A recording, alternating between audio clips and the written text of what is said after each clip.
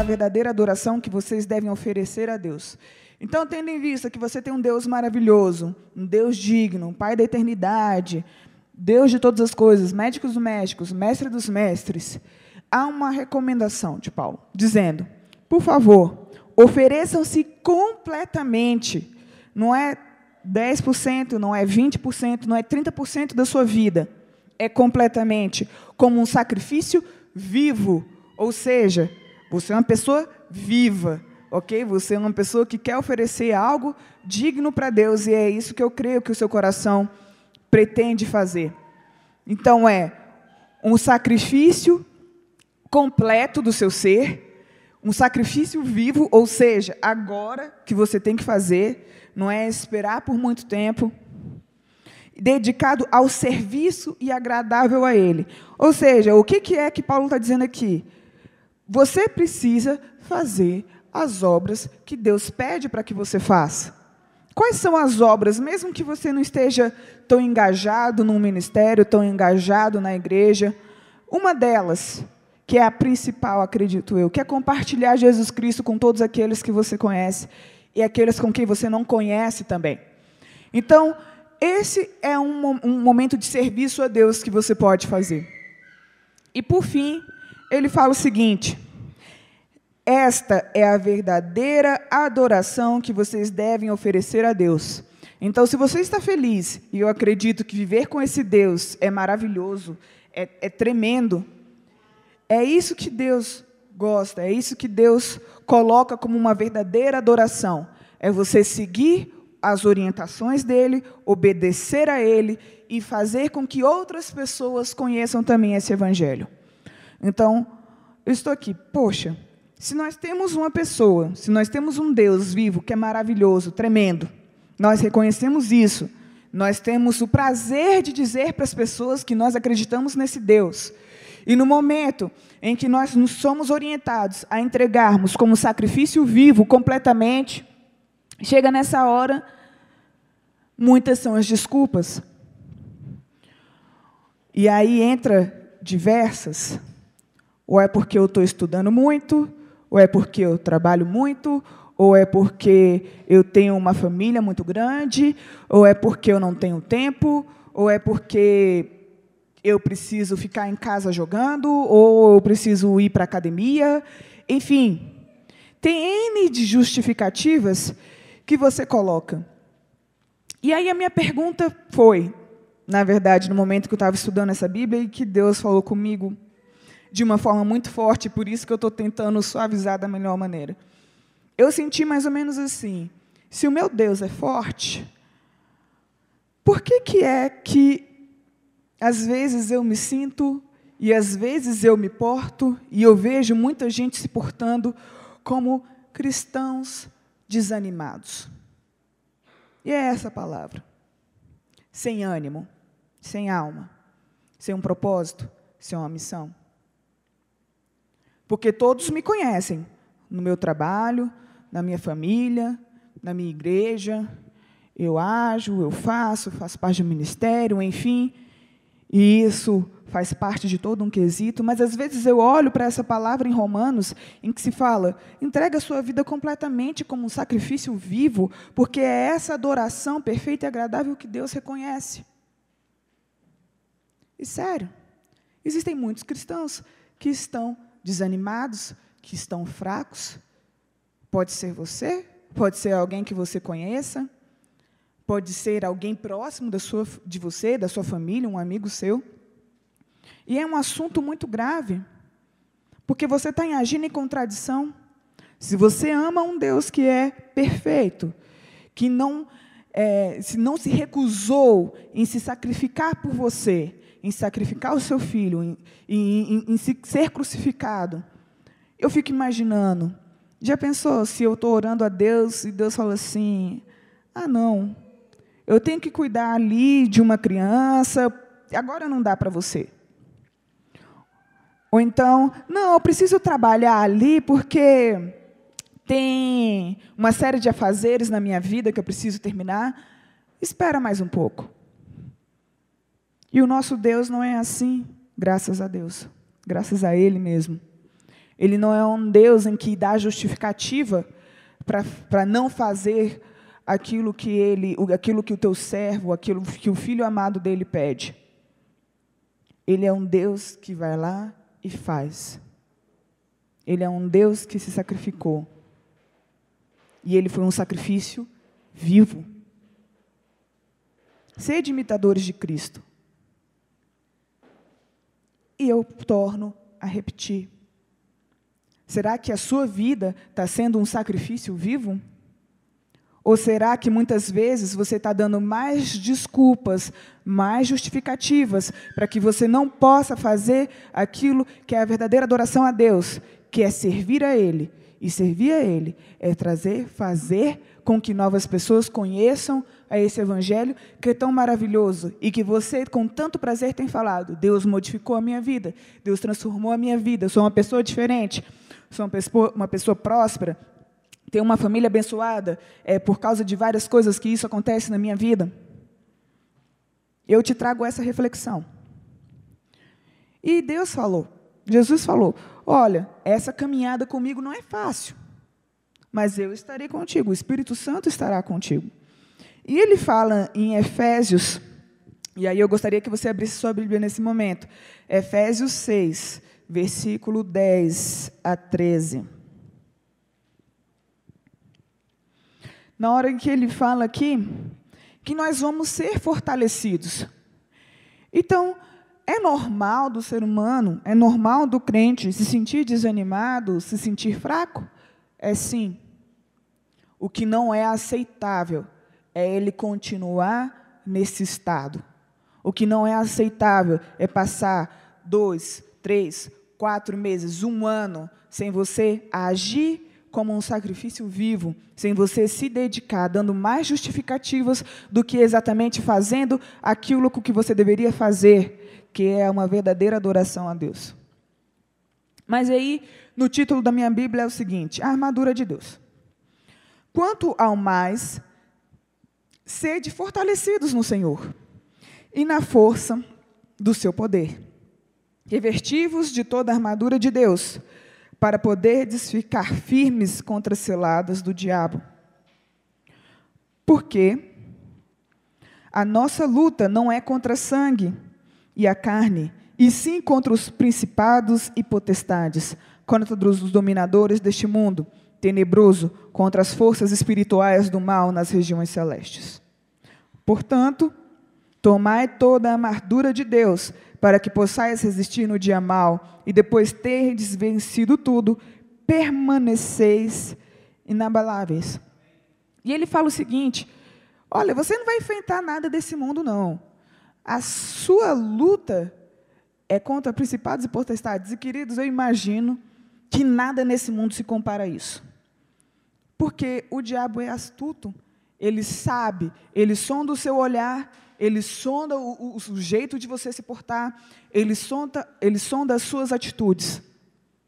E quando fala de principados e potestades, ele está falando de pessoas não, ele está falando de espíritos que tentam impedir com que você, com que a sua família, com que seus amigos consigam a salvação, que a gente fala de vida eterna.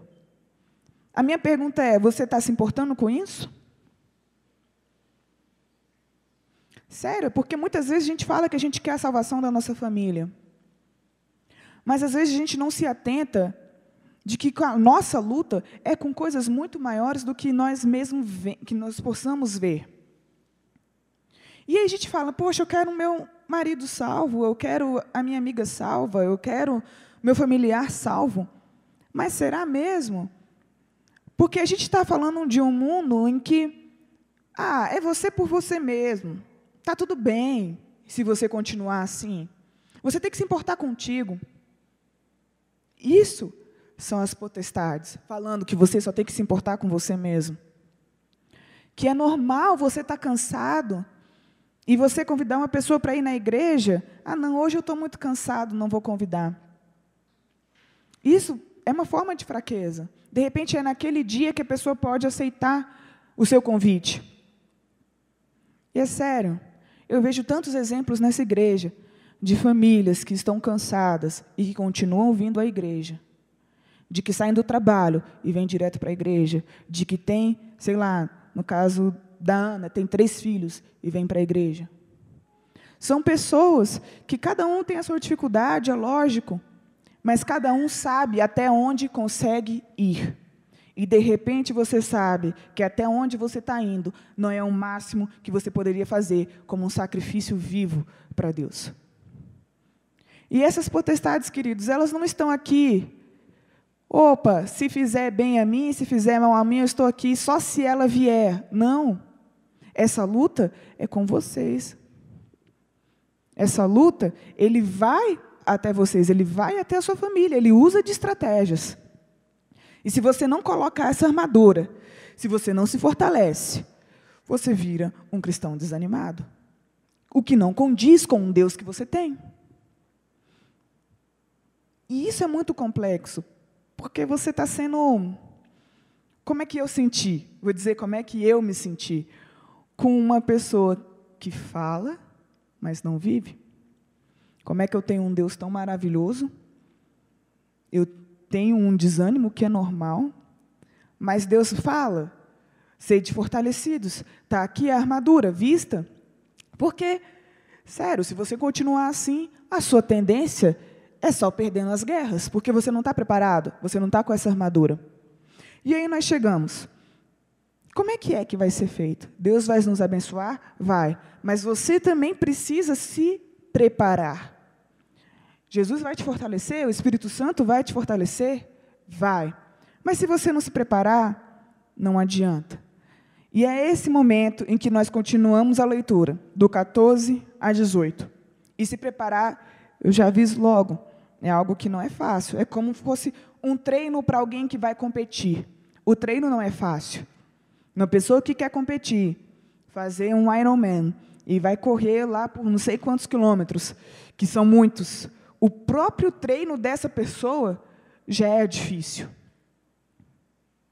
O preparo para estar apto, para você lutar contra principados e potestades, é difícil. Mas aqui está o que você precisa fazer. Efésios 6, 14. Estais, pois, firmes, cingindo-vos com a verdade, vestindo-vos com a couraça da justiça. E aí justiça. Você tem usado da justiça no seu dia a dia, nos mínimos detalhes, nas pequenas situações? Calçai os pés com a preparação do evangelho da paz. Aonde você tem ido, você tem disseminado a paz? Você tem sido símbolo da paz? As pessoas têm reconhecido a paz em você? Ou aonde você está, você tem percebido que a paz não está reinando?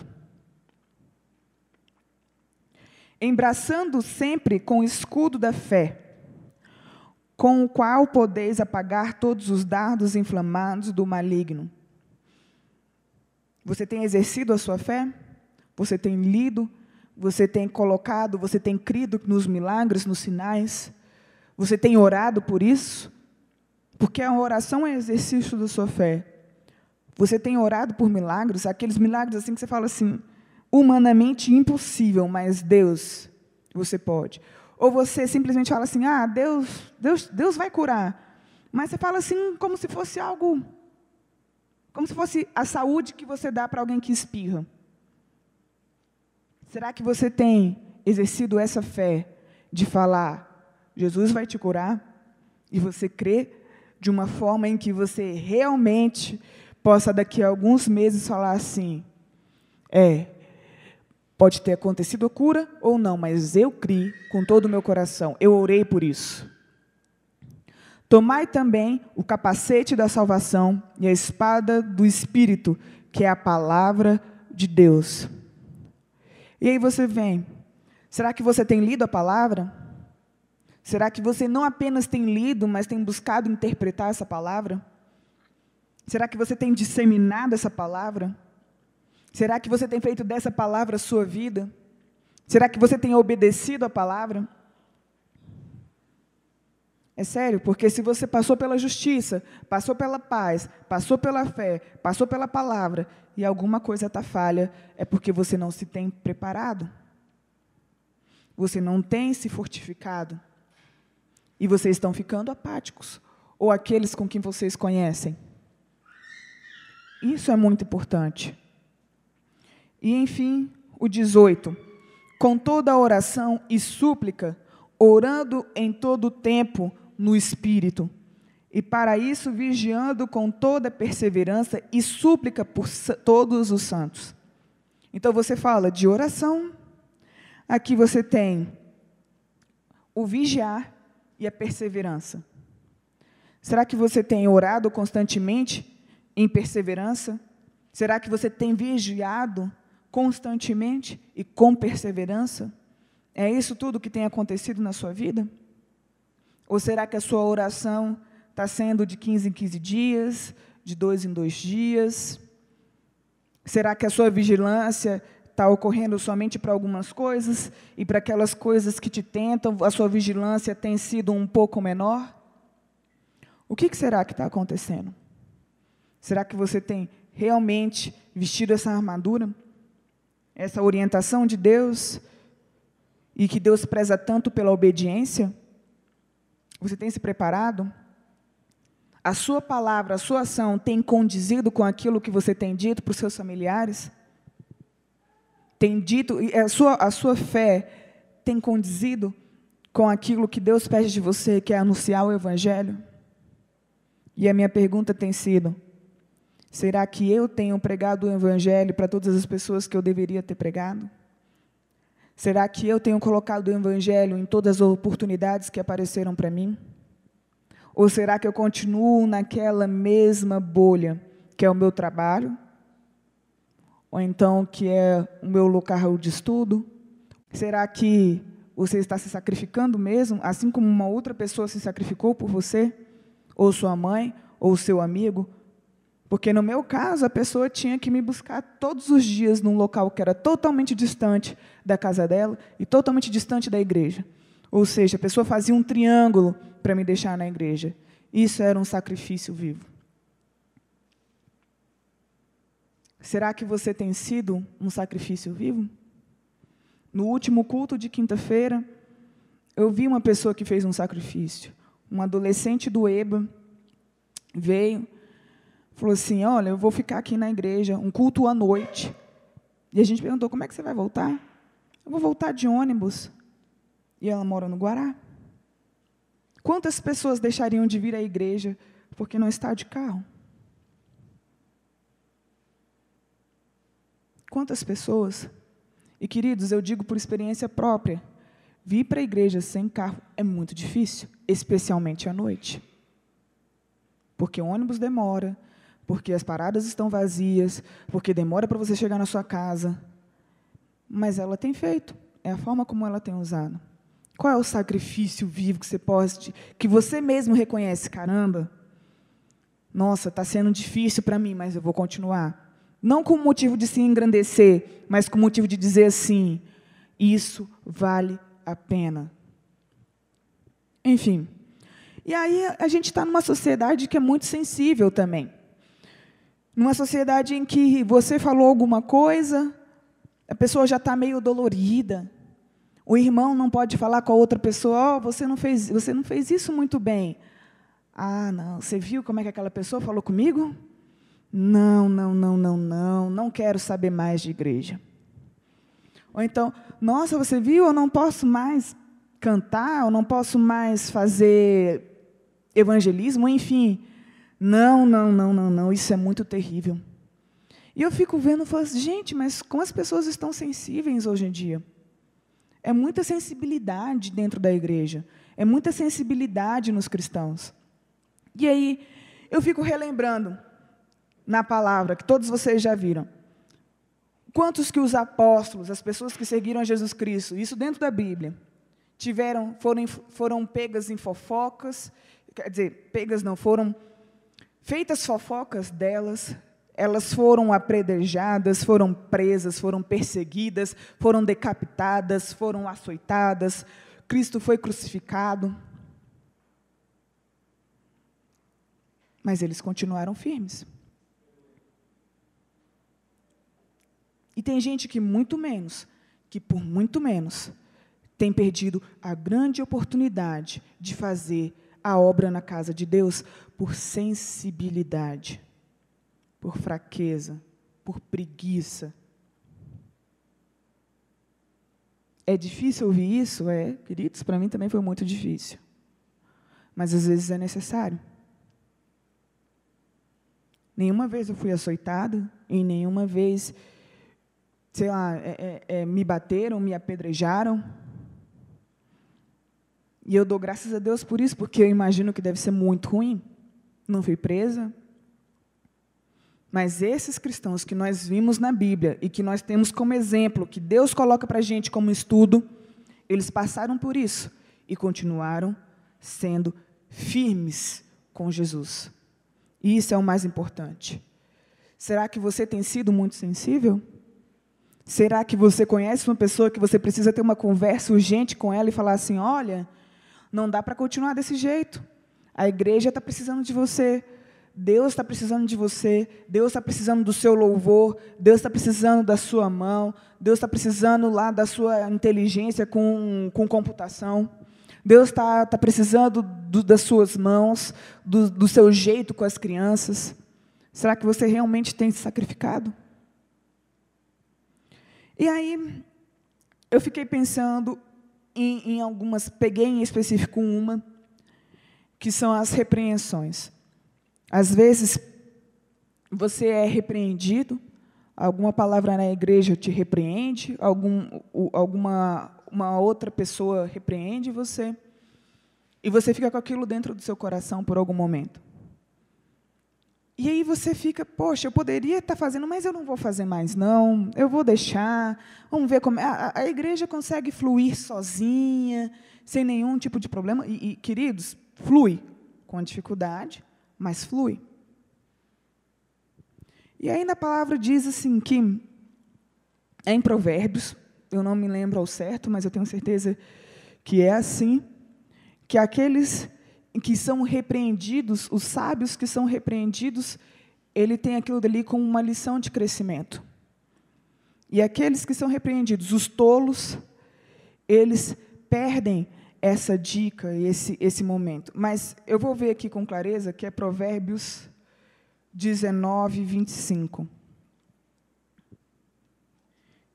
Deixa eu abrir aqui, só um instante.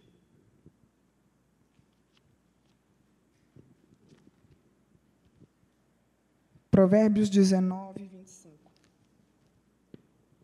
Fala o seguinte: quando ferires ao escarnecedor, o simples aprenderá a prudência. Repreende ao sábio e crescerá em conhecimento. Então, o sábio, ele toma a repreensão como, poxa, eu vou poder crescer mais. E o tolo tem tido aquilo, não, isso não serve para mim. Não quero mais saber disso, eu acho que foi muito pesado, eu acho que não deveria ter sido daquele jeito. Por favor, não sejam tão sensíveis. Tenham a repreensão, tenham a palavra, que às vezes não repreende também. A gente está lendo e a gente fala, meu Deus, que repreensão dura foi essa. Tenha isso como uma forma de crescimento, de conhecimento. E aí, a gente volta para Efésios, que eu creio que a sua Bíblia ainda está aberta, para continuar no 19 e no 20.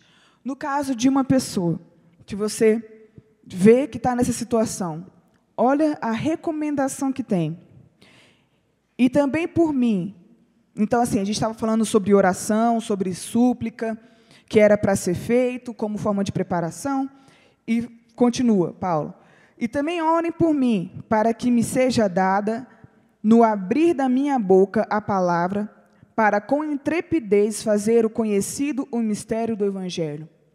Então, a gente tem que continuar orando, para que a gente tenha ousadia, para que a gente tenha intrepidez, a gente tem que orar para que aquelas pessoas tenham ousadia, tenham intrepidez, porque o próprio apóstolo, ele se coloca como isso. Por favor, orem por mim, eu preciso de oração para que tenham intrepidez e ousadia. Sei lá, de repente, a minha dificuldade é pegar uns panfletos e entregar para uma pessoa. Cada um tem a sua dificuldade. mas que cada um de nós possamos orar por nós todos, com o objetivo de que cada um aqui cresça em ousadia e intrepidez para poder levar a palavra de Cristo. E 20, pelo qual sou embaixador em cadeias, para que em Cristo eu seja ousado para falar, como me cumpre fazê-lo. Ou seja, ele deve fazer isso, ele tem que fazer isso. E ele se coloca como, poxa, se eu preciso fazer isso, eu preciso de oração, eu preciso de fé, de justiça, capacete da salvação, e assim por diante, porque eu sou uma pessoa fraca, mas Deus me fortalece, e eu preciso me preparar com toda essa armadura. Então, eu preciso me colocar à frente disso. E, por fim, eu coloco para vocês que, para mim, o mais tenso, o mais difícil, foi ver em Mateus 21, 23. Para mim, esse foi o mais difícil, e eu peço para que vocês imaginem este momento. Mateus 16, Mateus 16, 21, 23. Está o seguinte.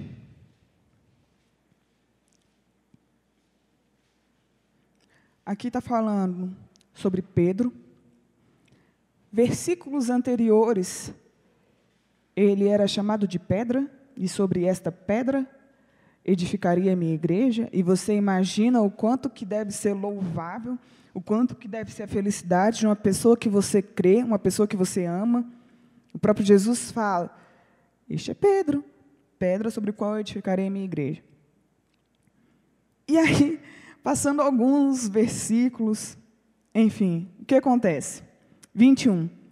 Desde esse tempo começou Jesus Cristo a mostrar a seus discípulos que lhe era necessário seguir para Jerusalém e sofrer muitas coisas dos anciãos, dos principais sacerdotes e dos escribas, ser morto e ressuscitado no terceiro dia. E eu imagino, se Jesus fala isso para a gente, eu creio que muitos teriam a mesma reação de Pedro. Poxa, mas eu te amo tanto, o Senhor não fez nada de ruim, por que precisa ser crucificado? Mas existia um propósito para aquilo dali. E Pedro, chamando-o à parte, começou a reprová-lo, dizendo, tem compaixão de ti, Senhor, isso de modo algum te acontecerá. Mas Jesus, voltando-se, disse a Pedro, arreda, Satanás, tu és para mim pedra de tropeço, porque não cogita das coisas de Deus, e sim das coisas do homem. Gente, ser chamado por Jesus de pedra de tropeço, arreda de mim, Satanás, é forte. Acho que é mais forte do que você ser assaltado, é mais forte do que você ser preso, é algo difícil. O que acontece? Pedro foi repreendido, e repreendido assim, ó, num high level, foi assim, não consigo perceber outra repreensão tão forte como essa. Eu acho que eu iria murchar, botar a minha cabeça debaixo da terra e falar assim, meu Deus, desculpa. Mas alguém ouviu dizer que Pedro desistiu depois disso? Alguém leu sobre isso? Que Pedro desistiu? Não. Queridos, para mim foi a pior repreensão. Assim, não foi uma repreensão ruim no quesito espiritual para Pedro, mas foi assim, aquelas que você fala assim, vixe, aquela que você grita, assim, quem já foi criança e já viu alguém dando uma tirada em alguém, e falou, vixe, eu imagino que aquele vixe ali foi universal, entendeu? Porque foi algo muito pesado. E Pedro não desistiu, porque Pedro não era sensível, gente. Não era um cristão sensível, não era um cristão apático. Ele teve ali o seu momento, ele escorregou, mas ele continuou firme. E ele continuou se sacrificando. Lógico, Pedro errou outras vezes, aí, principalmente na noite da crucificação, mas ele levou a palavra, ele continuou firme, ele pregou. E grandes foram os feitos através da vida de Pedro. E é nesse momento que eu peço para que você Abra sua Bíblia no versículo final, em Provérbios 24 e 25. Mas os que o repreenderem se acharão bem, e sobre eles virão grandes bênçãos. Aqueles que aceitaram a repreensão, que falaram, de repente você escutou, você precisa fazer mais a obra de Deus, você precisa ser um sacrifício mais vivo, você precisa sacrificar-se completamente. Olha, você precisa participar um pouco mais. Ou então deixa eu te fazer aquilo, você está pecando com relação a isso, você está me fazendo pecar com relação àquilo. Se você aceitar bem a repreensão, tudo lhe irá bem. Isso é cumprir, é obedecer à palavra de Deus. Eu gostaria muito que você se colocasse de pé, que você mentalizasse aí, dentro do seu coração, o que é que você tem deixado de se entregar como um sacrifício vivo? Como é que você tem deixado de fazer, deixado de obedecer a Jesus Cristo?